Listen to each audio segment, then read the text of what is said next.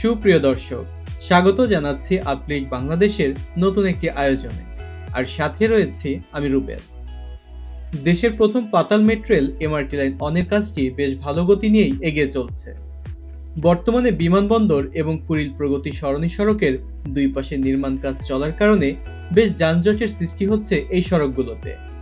আজ এই প্রকল্পের নির্মাণ কাজের বাস্তব চিত্র তুলে ধরার পাশাপাশি জানাবো বিস্তারিত, তাই সাথেই থাকুন। আমাদের আজকের ভিডিওটি স্পন্সর করেছে অনলাইন বাংলা স্কুল। পৃথিবীর বিভিন্ন দেশ থেকে প্রবাসী শিশুরা এখানে বাংলা ভাষা শিখে থাকে। বিস্তারিত জানতে ভিজিট করুন onlinebanglaschool.com। তাদের ওয়েবসাইটের লিঙ্কটি পেয়ে যাবেন ডেসক্রিপশন বক্সে। সব মিলিয়ে পাতাল রেলের নির্মাণ কাজটি 12টি প্যাকেজের আওতায় করা হবে, যার মধ্যে প্যাকেজ 1-এর আওতায় নারায়ণগঞ্জের পিতলগঞ্জে ডিপো নির্মাণের কাজ চলমান রয়েছে বর্তমানে। এখানে ডিপো নির্মাণের জন্য বালু ফেলে ভূমি উন্নয়নের কাজ করা হচ্ছে। এরপর এখানে প্যাকেজ 2-এর আওতায় অবকাঠামো নির্মাণের কাজটি শুরু হবে। এছাড়া আরও 4টি ধাপে মাটির নিচে টানেল এবং মেট্রো রেলের জন্য স্টেশন নির্মাণ করা হবে। পিতলগঞ্জে প্রায় 94 একরের উপর প্যাকেজ 1-এর আওতায় ডিপোর উপর ভূমি উন্নয়নের কাজটি শেষ হয়েছে প্রায় 80%। চলতি বছরের আগস্টের মধ্যে ডিপোর ভূমি উন্নয়নের কাজটি শেষ হওয়ার কথা রয়েছে। ডিপো এরিয়া থেকে এবারে আমরা চলে এসেছি কুড়িল প্রগতি সরণিতে। এখানে যমুনা ফিউচার পার্কের দুই পাশেই ইউটিলিটি রিলোকেটের কাজটি চলমান। কুড়িল প্রগতি সরণি খুবই ব্যস্ত এবং গুরুত্বপূর্ণ একটি সড়ক। বিপুল পরিমাণে যানবাহন দিনে এবং রাতে এই সড়ক দিয়ে চলাচল করে। এমআরটি লাইন 1-এর জন্য ইউটিলিটি রিলোকেটের কাজ শুরু হওয়ার পর সড়কটি ছোট হয়ে যাওয়াতে যানবাহনের চাপ এখানে 24 ঘন্টায় লেগে থাকে। তবে এখানে যানজটের আরও একটি প্রধান কারণ হচ্ছে লোকাল বাসগুলো নিজেদের খেয়াল খুশি মতো থেমে যাত্রী তোলে। এই যে সড়ক রয়েছে এর নিচ দিয়েই মেট্রো রেলের জন্য টানেল তৈরি করা হবে। জানা গিয়েছে এবছরের সেপ্টেম্বর থেকে টানেল নির্মাণের কাজটি শুরু হবার কথা থাকলেও সেটি পিছিয়ে নেওয়া হয়েছে। বর্তমানে ইউটিলিটি রিলোকেটের কাজটি করছে বাংলাদেশ আর্মির 24 ইঞ্জিনিয়ার্স। আজ আমরা এসে দেখতে পাচ্ছি ইউটিলিটি রিলোকেটের জন্য বিশাল সাইজের সব পাইপগুলোকে জোড়া দেওয়া হচ্ছে এবং সেগুলোকে মাটির নিচে বসানো হচ্ছে। জানা গিয়েছে যমুনা ফিউচার পার্ক এবং নদ্দার মাঝামাঝি অংশে স্টেশন নির্মাণ করা হবে। বর্তমানে শুধু যে প্রধান সড়কগুলোতে কাজ চলছে তা কিন্তু নয়, ইউটিলিটি রিলোকেটের জন্য এই কাজ প্রধান সড়কগুলো থেকে এর আশেপাশের সংযোগ সড়কেও লক্ষ্য করা যাচ্ছে। যেমন বসুন্ধরা আবাসিকের প্রবেশ পথেও শুরু হয়েছে এমআরটি লাইন 1-এর কাজ। সব মিলে এমআরটি লাইন 1-এর দৈর্ঘ্য হবে 31.24 কিলোমিটার। এমআরটি লাইন 1-এর রুট হবে 2টি, যা বিমানবন্দর থেকে কুড়িল, যমুনা ফিউচার পার্ক, নদ্দা, নতুন বাজার, বাড্ডা, রামপুরা হয়ে কমলাপুর পর্যন্ত যাবে। এই অংশের 19.87 কিলোমিটারের পুরো অংশটি হবে মাটির নিচে। এ অংশে থাকবে মোট 12টি স্টেশন, আর অন্য অংশ হবে এলিভেটেড। সেই অংশ নতুন বাজার থেকে জোয়ারসারা হয়ে এরপরে কুড়িল হয়ে যাবে পূর্বাচলে। 11.36 কিলোমিটারের এ অংশে থাকবে মোট 9টি স্টেশন। পূর্বাচল অংশে মেট্রো রেলের পিলারগুলো নির্মাণ করা হবে পূর্বাচল এক্সপ্রেসওয়ের মিডিয়ানে। এই অংশে এখনও কাজ শুরু হয়নি। এরই মধ্যে টানেল এবং পাতাল স্টেশন নির্মাণের জন্য মোট 4টি আন্ডারগ্রাউন্ড কন্ট্রাক্ট প্যাকেজের দরপত্র আহ্বান করা হয়েছে। জানা গিয়েছে পূর্ব পরিকল্পনা অনুসারে কুড়িল ট্রানজিশন থেকে নদ্দা স্টেশন হয়ে নতুন বাজার পর্যন্ত টানেল ও পাতাল স্টেশন নির্মাণের জন্য নির্ধারিত কন্ট্রাক্ট প্যাকেজ CP5-এর জন্য অস্থায়ী কনস্ট্রাকশন ইয়ার্ড নির্মাণ করা হবে পূর্বাচল এক্সপ্রেসওয়ের 100 ফিট খালের উপর।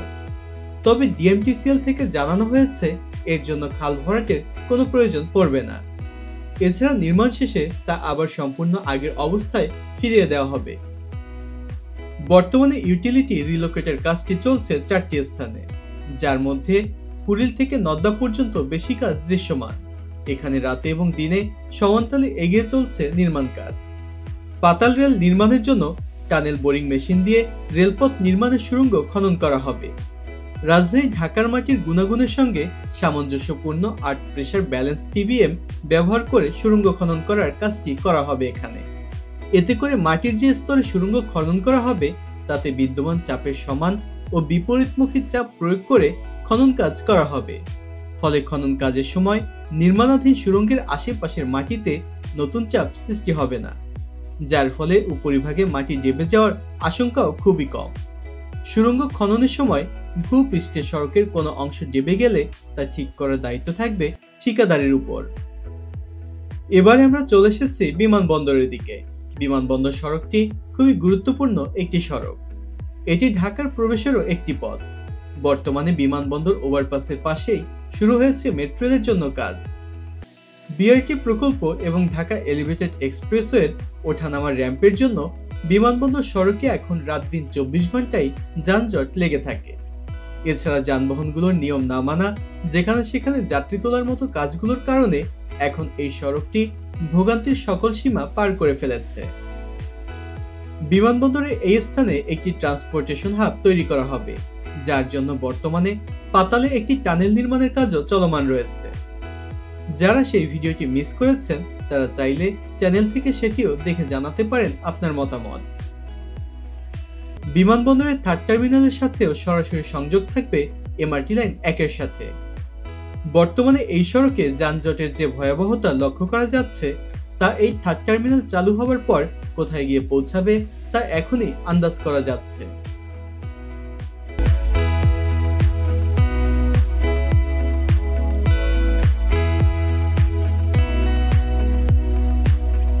নিকুঞ্জ খিলক্ষেতের দিকেও বর্তমানে মেট্রো রেলের জন্য কাজ চলছে।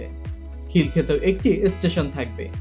জানা গিয়েছে 2024-25 অর্থ বছরের বার্ষিক উন্নয়ন কর্মসূচিতে Dhaka mass rapid transit development project MRT line 1-এর জন্য পঞ্চম সর্বোচ্চ বরাদ্দ হিসেবে 3,594 কোটি টাকা রাখা হয়েছে। এই প্রকল্পটি বাস্তবায়ন হলে মাত্র 24 মিনিটে বিমানবন্দর থেকে কমলাপুর পৌঁছাতে পারবেন যাত্রীরা। প্রতিদিন পরিবহন করতে পারবে 8 লক্ষ যাত্রী। 25 সেট মেট্রো ট্রেন চলবে এই রুটটিতে। প্রতিটি সেট মেট্রো ট্রেনে কোচ থাকবে 8টি করে। তো বন্ধুরা, এমআরটি লাইন 1 নিয়ে এই ছিল আমাদের আজকের আয়োজন। ভিডিওটি কেমন লেগেছে তা অবশ্যই কমেন্টস করে জানাতে ভুলবেন না। সেই সাথে যারা নিয়মিত আমাদের ভিডিও দেখেন কিন্তু এখনো চ্যানেলটি সাবস্ক্রাইব করেননি, তারা চ্যানেলটি সাবস্ক্রাইব করে পাশে থাকা বেল আইকনটি প্রেস করে দিন, যেন পরবর্তী ভিডিওর নোটিফিকেশনগুলো পেয়ে যান সবার আগে। আর যারা ইতিমধ্যে চ্যানেলটি সাবস্ক্রাইব করেছেন তাদেরকে জানাচ্ছি অসংখ্য ধন্যবাদ। যে যেখানেই থাকুন ভালো থাকুন, সুস্থ থাকুন। আজকের মতো আমি রুবেল বিদায় নিচ্ছি। আল্লাহ হাফেজ।